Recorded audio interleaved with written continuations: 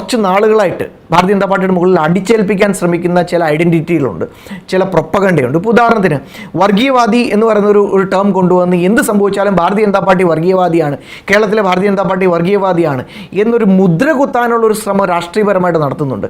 അതൊരു പ്ലാൻഡ് ഒരു മോഡലാണ്. അത് ഇവിടുത്തെ ഇടതുപക്ഷമായിക്കൊള്ളട്ടെ, കോൺഗ്രസ് ആയിക്കൊള്ളട്ടെ. അതേസമയത്ത് ഇപ്പം നിലമ്പൂരിലെ ഇലക്ഷൻ നമുക്ക് ഓർമ്മയുണ്ട്. നിലമ്പൂർ ഇലക്ഷനിൽ ഭാരതീയ ജനതാ പാർട്ടി രാഷ്ട്രീയപരമായിട്ട് സംസാരിച്ചത് വികസനം മാത്രമാണ്. ഭാരതീയ ജനതാ പാർട്ടി അവിടെ പോയിട്ട് ഒരു തരത്തിലുള്ള മറ്റൊരു വിഷയവും സംസാരിച്ചിട്ടില്ല. പക്ഷേ നിലമ്പൂരിൽ ഈ രണ്ട് മുന്നണികളും ഒരു 2-3 ദിവസം, ആദ്യത്തെ 2-3 ദിവസം കഴിഞ്ഞതിന് ശേഷം ഇവർ രണ്ടുപേരും പിന്നെ ജമാഅത്ത് ഇസ്ലാമിയും PDP കുറിച്ച് മാത്രമാണല്ലോ സംസാരിച്ചത്.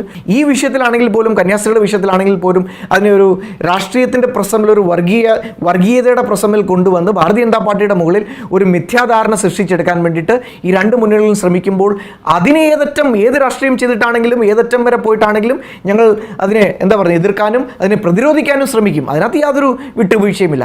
ഇവിടെ കോട്ടയത്ത് മെഡിക്കൽ കോളേജിൽ ഒരു വലിയൊരു ദാരുണമായ സംഭവം ഉണ്ടായി.